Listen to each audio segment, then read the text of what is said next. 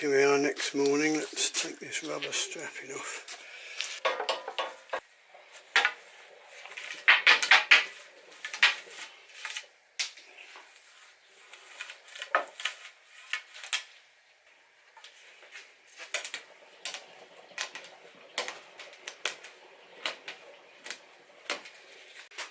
So there we are. That gives a good idea of how sort of flat the various pieces are. See how I'm getting closer to blending it in.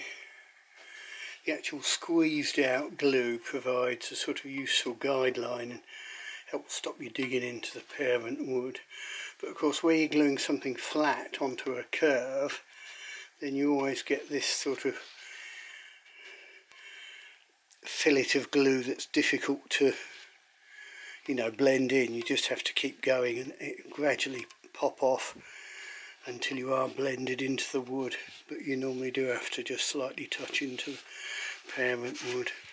Well, you can see it's starting to shape. It's quite fun, but this sort of bit is quite painstaking, so you can be quite brutal getting some of the bulk off it, and then take your time with the fine work. I find this cabinet rasps good for the relatively coarse work. That side's quite rough, and then this fine side looks very fine, but it's good. But just for this sort of area, it's a fairly blunt half round file, and it's just using the curve of it just allows you to nibble away at the join between the patch and the parent wood without digging in too much. So you're bound to touch the parent wood slightly. Always very tricky. You can hear it going crunch on the glue. A bit more work all the way round, and I'm slowly getting off some of the bulk. I've nicked in a little bit there, and it's getting back to its original more elegant shape, but like I said, it's quite tricky. You need to be fairly brutal, but you need to know when to quit and go down to finer tools. So once the glue starts chipping off, I know it's time to back off a little bit.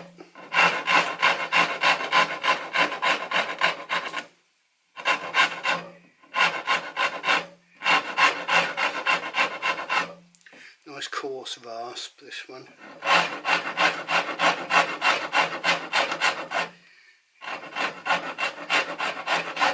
This is the cabinet rasp, it's nice as well.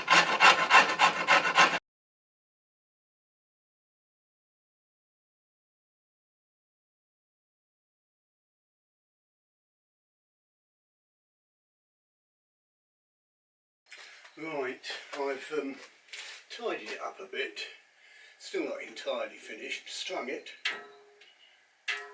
You can hear there's a lot of tension there. Now I haven't bound the grip yet, but the question is, why do I bind the grip anyway? Does that actually provide any strength? Will it provide support at the fades where the area was? Well, obviously not, because it's just here. Will it help stop it breaking, or will it just stop it failing catastrophically and hurting your hand if it pops the grip off? Well, probably the latter. It won't do any harm, and it might just mean that if there is a failure, well, like before, where the crack propagated, it didn't go right through and the bow didn't explode. So it's a bit of a safety precaution, so I don't necessarily need to do it now before having a quick look. Just have a look, see how it's looking, check the tiller, because I did ease off slightly here. I ran the verniers along, and where the bamboo bulges there a bit, it was slightly thick there, which meant it dipped slightly here still, so I just eased it off. A few touches with that cabinet rasp and a bit of scraping.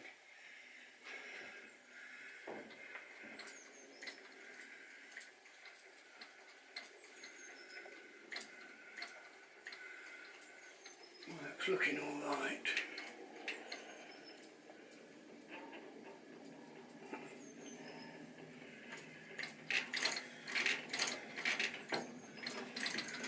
I'm wondering if it looks slightly stiff there. What was that? It's just over 50.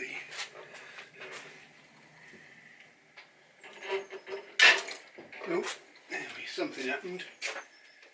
Yeah, she's gone. To answer my own question, maybe if I had bound it, maybe it would have stopped it failing. Let's try and get up close so you can see that. Can you see it's cracked? It's split along the U.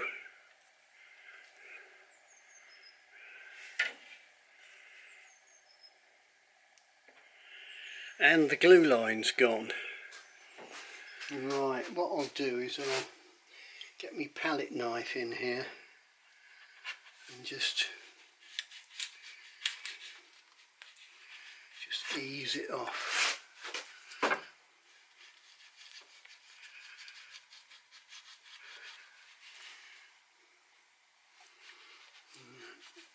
That's interesting, the glue lines held this side.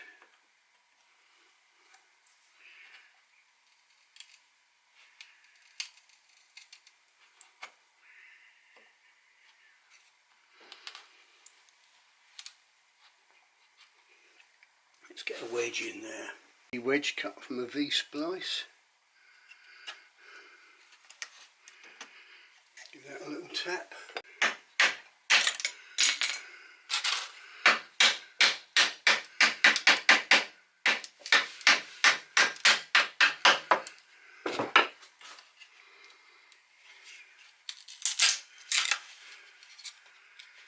There we go. So this, I know this must sound stupid to some people, but there's no damage to the actual bow. It's only the riser that's giving me any jip.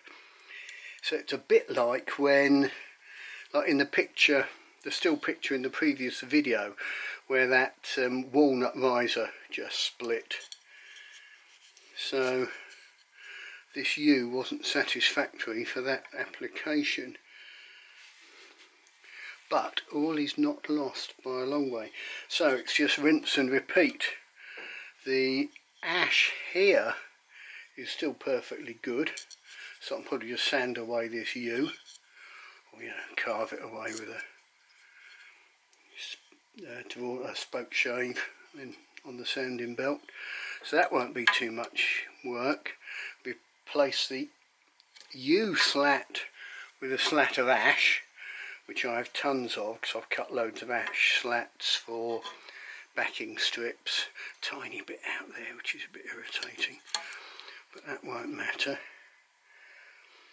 So it just looks like I've got too much flex in the middle, so I think next time, and it's interesting, it's not the glue, it isn't the glue that's gone, it's the wood that's failed.